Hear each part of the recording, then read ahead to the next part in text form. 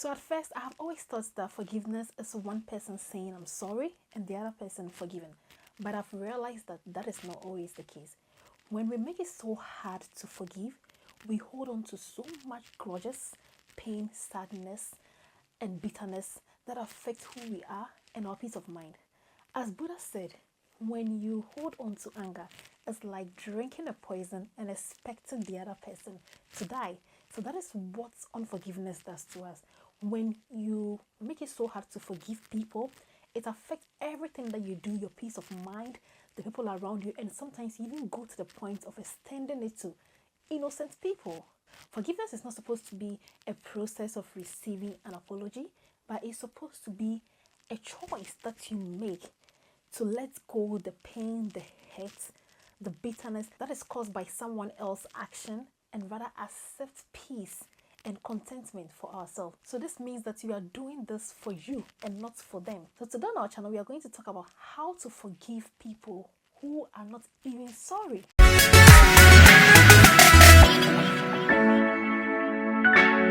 Number one, forgiveness does not mean that you are weak. When we choose to forgive a person does not mean that we are weak. Instead, it means that we care about ourselves and our mental health.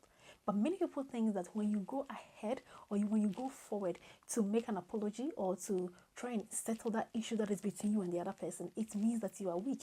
It means you rather care about yourself. You care about your mental health. You want to rather invest that energy in yourself than invest that energy holding on to that grudges, that bitterness, that sadness. For only God know how long it's going to take you. So when you go forward or when you forgive a person, does not mean that you are weak. You are doing this for yourself and not for them. Forgiveness is a whole lot of work and it takes courage to do this and to walk away. So always let it go. To my second point, forgiveness does not mean that whatever they did to you was right. Most of the times we think that whenever we forgive people, we are doing this because we think what they did was right, which is not always the case. We choose to forgive them to free ourselves and move forward from it. For how long will we keep on this anger? For how long will we keep on this pain, this bitterness, this grudge? No. So we tend to forgive to move from it and move forward because we are matured. So when you tend to forgive someone, it does not mean that what the person did to you was right. It's because you are matured enough and you want to move away from it to the next thing. You know you can accept someone's apology and decide not to have anything to do with them. That is you. You know what they did to you. You know what you went through. So you can still forgive them, but decide not to move forward with them. Sometimes some of those people, they have played a major role in our life. Misunderstandings are bound to happen. It will happen. But that does not mean that we are going to cut them off. No. But there are some people that even when you assess your life, you realize that they've not been of any benefit to you.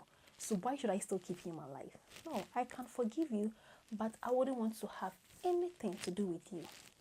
Bye-bye. And this brings me to my third point. Forgiveness allows the cycle to end. Forgiveness allows the cycle to end. The cycle of anger, hate, pain, bitterness to end between ourselves and the other person.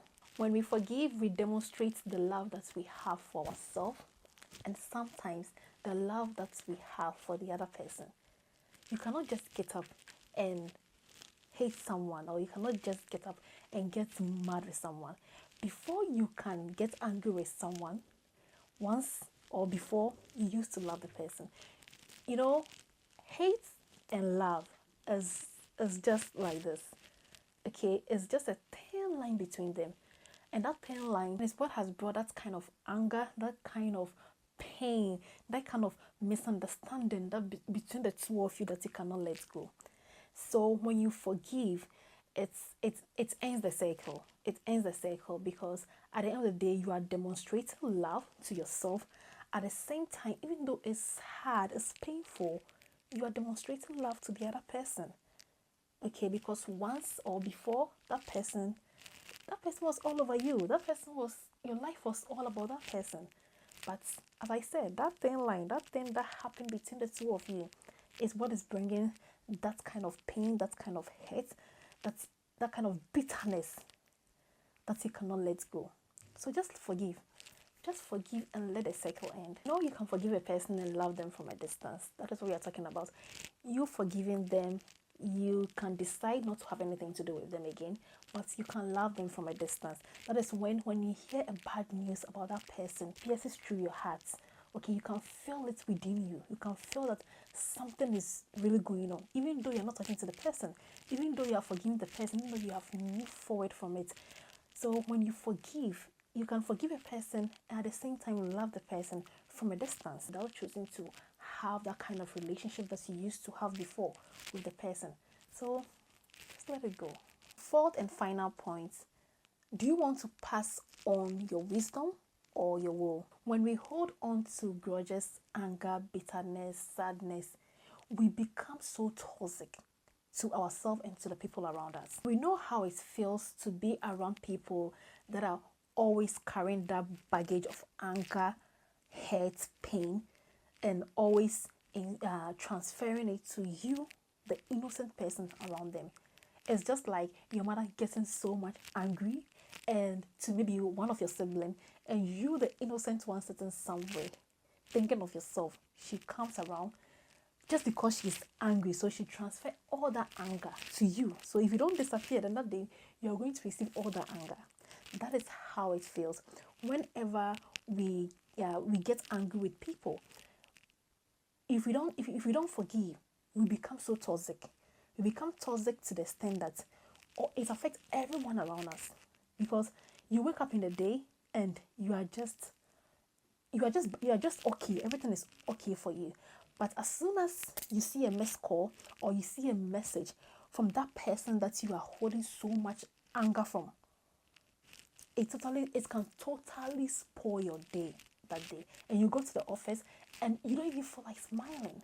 Somebody talk to you and you give the person cheeky answer. It happens. I know each one of us out there, like, we sometimes experience that. So ask yourself, are you transferring wisdom or you are transferring woe? You are transferring more problems to the other people around you. So when we forgive, we choose to pass wisdom than frustration, hate, and pain to the people around us. That is why it's very important to forgive. When you do this, you do it for yourself and not for them. So let's choose right to pass on wisdom instead. And at the end of the day, let's learn something from this. Whatever happened between us and the other person, let's learn something so that we don't repeat it again in our next relationship or in whatever situation that we find out. Someone out there who has done something to you so hard to let it go, and the person is even at fault, okay, and the person is not even realizing it, just let it go. It doesn't matter, just let it go. You taking the phone to call the person or texting the person first does not make you weak. As I said earlier on, it means that you are strong.